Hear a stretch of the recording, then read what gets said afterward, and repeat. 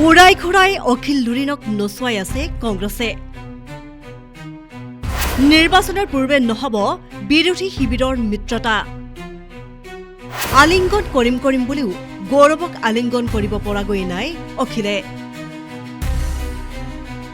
গৌৰৱৰ অহংকাৰৰ বাবে দৰ্পচূৰ্ণ হোৱাৰ দিশত কংগ্ৰেছ দল। ভূপেনৰ সহিতে ৰকিবুলৰ এণ্ট্ৰিত পিছুৱাই গৈ আছে বিৰোধীৰ ঐক্যতা। অধীৰ আশাৰে অপেক্ষা কৰি আশাহত অখিল লুৰিণ। গৌৰৱৰ প্ৰিয়ভাজন ৰকিবুলৰ এণ্ট্ৰিৰ পিছতে বাতিল হ'ল অনুষ্ঠিতব্য ভূপেন অখিল লুৰিণৰ বৈঠক। নিৰ্বাচন পদূলিমুখত থকাৰ পিছতো অনিশ্চয়তাত অখিল লুৰিণ। পূৰ্বেও শেষ পৰ্যায়ত AIUDF BPFৰ সৈতে মিলি কংগ্ৰেছে লাথ মাৰিছিল অখিল লুৰিণক। অখিলৰ আত্মসন্মানত আঘাত সানিছে কংগ্ৰেছৰ আভ্যন্তৰীণ বিদ্ৰোহে। এতিয়া আমি সঁচাকৈ অস্বস্তিত পৰিছোঁ। আমাৰ আমনি লাগিছে, সঁচা কথা ক'বলৈ গ'লে আমাৰ আমনি লাগিছে, আমি অস্বস্তিত পৰিছোঁ। আৰু কংগ্ৰেছৰ এনেকুৱা সহুকা পিছলৈ আমাক অসন্তুষ্ট কৰিছে। কংগ্ৰেছৰ জটিলতা তথা আভ্যন্তৰীণ বিদ্ৰোহৰ বাবে অস্বস্তিত পৰিছে অখিল গগৈ। দীৰ্ঘদিনৰে পৰা কংগ্ৰেছে পিছে দৌৰাই আছে ৰাইজৰ দল অসম জাতীয় পৰিষদক।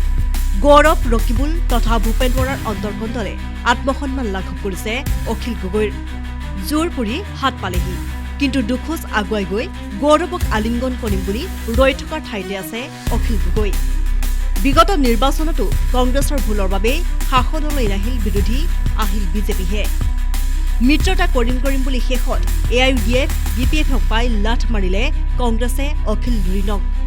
এইবাৰো ঐক্যতাৰে চৰকাৰ গঠন কৰাৰ লক্ষ্য আগত বান্ধি বাৰে বাৰে আশাহত হৈছে অখিল গগৈ। মিত্ৰতা তথা আসনৰ ভাগ বটোৱাৰাৰ দায়িত্ব ভূপেন বৰাক দিয়াৰ পিছতে গৌৰৱৰ প্ৰিয়ভাজন ৰকিবুল হুছেইনকো গৌৰৱে অৰ্পণ কৰিলে মিত্ৰতাৰ দায়িত্ব, যাৰ বাবে পুনৰ থান-বান হোৱাৰ আশংকা আহি পৰিছে মিত্ৰতাৰ প্ৰসংগত। দল একেই হলেও ভূপেন ৰকিবুলৰ ভিতৰৰ বিদ্ৰোহৰ কথা বহুতৰে জ্ঞাত।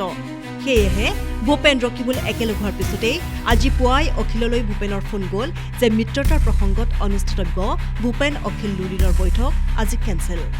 ভূপেন বৰাক এলায়েন্সৰ দায়িত্ব দিয়াত উৎফুল্লিত হোৱা অখিলৰ পুনৰ হ'ল স্বপ্নভংগ। আপোনাৰ আগৰ আমাৰ গোটেই বিৰোধী দলবিলাকক ঐক্যবদ্ধ কৰা ভূপেন বৰা ডাঙৰীয়া যেতিয়া বিৰোধী ঐক্যমঞ্চৰ এইবাৰ কংগ্ৰেছ দলৰ এনেকুৱা ধৰণৰ দায়িত্ব লাভ কৰিলে মিত্ৰতাৰ বিষয়টোক লৈ আলোচনা কৰিবৰ কাৰণে আমি আশা প্ৰকাশ কৰিছিলোঁ যে আজিৰ ভিতৰতে চব শেষ হৈ যাব। কিন্তু দুৰ্ভাগ্যজনকভাৱে কালি মোক ভূপেন বৰা ডাঙৰীয়াই জনালে যে তেখেতে আপোনাৰ আজি বৈঠকখন কৰিব পাৰিবনে নোৱাৰে সেই সম্পৰ্কে অনিশ্চয়তা আছে। আজি পুৱা অলপ আগতে ভূপেন বৰা ডাঙৰীয়াই জনালে যে আজি বৈঠকখন ফাইনেলি নাকচ কৰা হৈছে, কেঞ্চেল কৰা হৈছে, আজি বৈঠকখন নহয়। দুমোজাৰ পৰা উপায়ন্তৰ অখিলৰ পুনৰ আহ্বান কংগ্ৰেছলৈ যে শীঘ্ৰেই সঠিক উত্তৰ দিয়ক, অন্যথা কংগ্ৰেছৰ এই দায়িত্ব কংগ্ৰেছৰ ৰাজ্যিক সভাপতিয়লক নহলে AICC লৈ শেষ কৰি দিয়ক। কংগ্ৰেছৰ অন্তকণ্ডলৰ বাবে নিৰ্বাচনৰ প্ৰাক মুহূৰ্তত সময়ৰ অপচয় কৰিব খোজা নাই অখিলে, কিয়নো বিগত দুবছৰে এনেকৈয়ে ৰৈ আছে অখিল গগৈ। আগৰ আমাৰ গোটেই বিৰোধী দলবিলাকক ঐক্যবদ্ধ কৰা ভূপেন বৰা ডাঙৰীয়া যেতিয়া বিৰোধী ঐক্যমঞ্চৰ এইবাৰ কংগ্ৰেছ দলৰ এনেকুৱা ধৰণৰ দায়িত্ব লাভ কৰিলে মিত্ৰতাৰ বিষয়টোক লৈ আলোচনা কৰিবৰ কাৰণে আমি আশা প্ৰকাশ কৰিছিলোঁ যে আজিৰ ভিতৰতে চব শেষ হৈ যাব। কিন্তু দুৰ্ভাগ্যজনকভাৱে কালি মোক ভূপেন বৰা ডাঙৰীয়াই জনালে যে তেখেতে আপোনাৰ আজি বৈঠকখন কৰিব পাৰিবনে নোৱাৰে সেই সম্পৰ্কে অনিশ্চয়তা আছে। আজি পুৱা অলপ আগতে ভূপেন বৰা ডাঙৰীয়াই জনালে যে আজি বৈঠকখন ফাইনেলি নাকচ কৰা হৈছে, কেঞ্চেল কৰা হৈছে, আজি বৈঠকখন নহয়। আমি বৰ আচৰিত হৈছোঁ যে কংগ্ৰেছ দলে বুজাবুজিৰ কথা কৈ প্ৰত্যেকবাৰে কিবা এটা কথা তেনেকৈ পিছুৱাই আনি গৈ আছে। আমাক 11 তাৰিখৰ দিনা কনফাৰ্ম কৰি দিলে যে 13 তাৰিখে মিটিং হ'ব। 12, 13, 14 সম্পূৰ্ণ কাৰ্যসূচী আমি বাতিল কৰিলোঁ।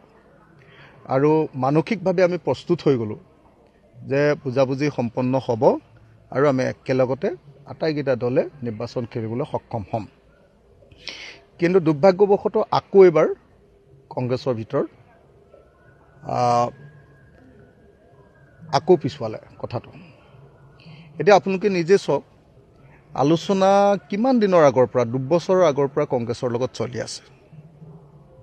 কেতিয়াবা আলোচনাত বহে, কেতিয়াবা নবহে, এনেকৈ কৰি টানি টানি টানি টানি এতিয়া ইলেকশ্যন ডিক্লেয়াৰ কৰাৰ সময় আহি পাই গ'ল। আমি হ'লোঁ নতুন দল। আমি নতুন দল হিচাপে আমাৰ কাৰণে আপোনালোকে সকলোৱে জানে যে আমাৰ পইচা পাতিৰ অসুবিধা থাকে, নতুন দল আমি। গতিকে আমি বহুত কষ্টৰে আমাৰ নিৰ্বাচনী প্ৰস্তুতিবিলাক চলাই আছোঁ। কিন্তু কংগ্ৰেছ দলে যদি এনেকৈ আমাক প্ৰত্যেকবাৰে মানে প্ৰত্যেকটো আলোচনাতে অকণমান সফল হয়, তাৰপিছত আকৌ সেইখন মানুহকেইজন বদলি হয়। এবাৰ দেৱব্ৰত শইকীয়া হ'ল, তাৰপিছত আকৌ গৌৰৱ গগৈ ডাঙৰীয়া হ'ল, তাৰপিছত আকৌ ভূপেন বৰা ডাঙৰীয়া হ'ল, তাৰপিছত আকৌ পেপাৰতহে দেখিছোঁ যে ভূপেন বৰা ডাঙৰীয়াৰ লগত আকৌ ৰকিবুল হুছেইন আহিলে, তাৰপিছত আকৌ প্ৰগ্ৰেমটো কেঞ্চেল হ'ল। এতিয়া কি কৰিম আমি বুজি পোৱা নাই মানে। সেইকাৰণে আজি আমি ৰাইজৰ দলৰ তৰফৰ পৰা কংগ্ৰেছ দলক বিনম্ৰভাৱে আহ্বান জনাইছোঁ যে আপোনালোকে কিবা এটা সঠিক সিদ্ধান্ত গ্ৰহণ কৰক। আপোনালোকে এনেকৈ আমাক মানে সঁচা কথা ক'বলৈ গ'লে এনেকৈ আমাক নচুৱাই থকাটো ভাল কথা হোৱা নাই। এটা ৰাজনৈতিক দলে মানে আলোচনাটো স্থিৰভাৱে কৰি সন্মান সহকাৰে বুজাবুজি কৰি দিয়াটো খুব ভাল। আমাক বাৰম্বাৰ এনেকৈ আলোচনালৈ মাতে, আলোচনাটো হয়, অকণমান আগবাঢ়ে, তাৰপিছত আকৌ মানুহ বদলি হয়, পিছুৱাই থাকে। এতিয়াতো এনেকুৱা লাগিছে যে ইলেকশ্যনৰ আগত আচলতে এলায়েন্স হ'বনে নাই, সেইটোৱে অনিশ্চয়তাত দেখা গৈছে। সেইকাৰণে মই কালি গৌৰৱ গগৈ ডাঙৰীয়ালৈ এখন চিঠি দিছোঁ, পত্ৰ প্ৰেৰণ কৰিছোঁ। গৌৰৱ গগৈ ডাঙৰীয়াই কালি মোলৈ মেছেজ দিছিলে, আলোচনা ভূপেন বৰা ডাঙৰীয়া, আমাক ভূপেন বৰাই কৈছিলে যে ভূপেন বৰা ডাঙৰীয়াই অকলে আমাৰ লগত বহিব। কালি আকৌ গৌৰৱ গগৈ ডাঙৰীয়াই মোলৈ মেছেজ দিলে যে আলোচনাটো ভূপেন বৰা ডাঙৰীয়া আৰু ৰকিবুল হুছেইন ডাঙৰীয়া 2জন বহিব। তাৰপাছত আকৌ ভূপেন বৰা ডাঙৰীয়াই জনালে যে আলোচনাটো নহয়। আজি কনফাৰ্ম কৰি দিলে যে আলোচনাটো নহয়।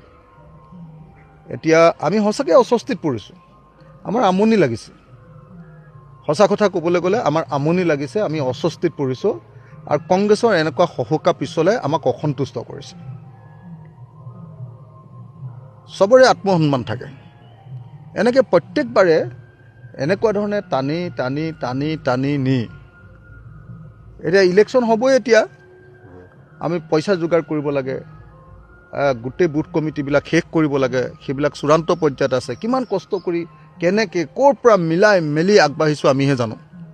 তাৰপাছত যদি এনেকৈ আকৌ এই ইলেকশ্যনৰ সময়ত 3 দিন মিটিং কেঞ্চেল কৰিলোঁ, আকৌ মিটিং নহ'ল, কেতিয়া হ'ব কোনো নিশ্চয়তা নাই, একো খা খবৰ নাই, এইটো দুৰ্ভাগ্যজনক। আৰু সেইকাৰণে মই কংগ্ৰেছ দলৰ প্ৰতি আহ্বান জনাইছোঁ যে এই দায়িত্ব হয় কংগ্ৰেছ দলৰ সভাপতি, ৰাজ্যিক সভাপতিয়ে লৈ শেষ কৰি দিয়ক, নহ'লে AICCয়ে লৈ শেষ কৰি দিয়ক। আৰু যদি তেওঁলোকে নকৰোঁ বুলিকে কৈ দিয়ক। এনেকৈ আমাক মাতিব, আকৌ কেঞ্চেল কৰিব, এজনক দায়িত্ব দিব, তাৰপিছত আকৌ বেলেগ এজন আহিব, বেলেগজনে দায়িত্ব ল'ব, আকৌ বেলেগ এজন দায়িত্ব ল'ব। এনেকৈ কৰি কৰি কৰি কৰি আমাৰ সময়টো নষ্ট কৰি থকাটো ভাল হোৱা নাই। আমি অতি সোনকালে আলোচনাটো সমাপন কৰিবৰ কাৰণে আমাৰ লগত সামান্য ছিট বিচাৰিছোঁ, মাত্ৰ 15টা। আমি 15টা ছিট বিচাৰিবলগীয়া পাৰ্টি নেকি? এলায়েন্সটো হওক বুলি কম ছিট বিচাৰিছোঁ। বিশেষ প্ৰতিবেদন, নিউজ ডেস্ক ৰিপোৰ্ট।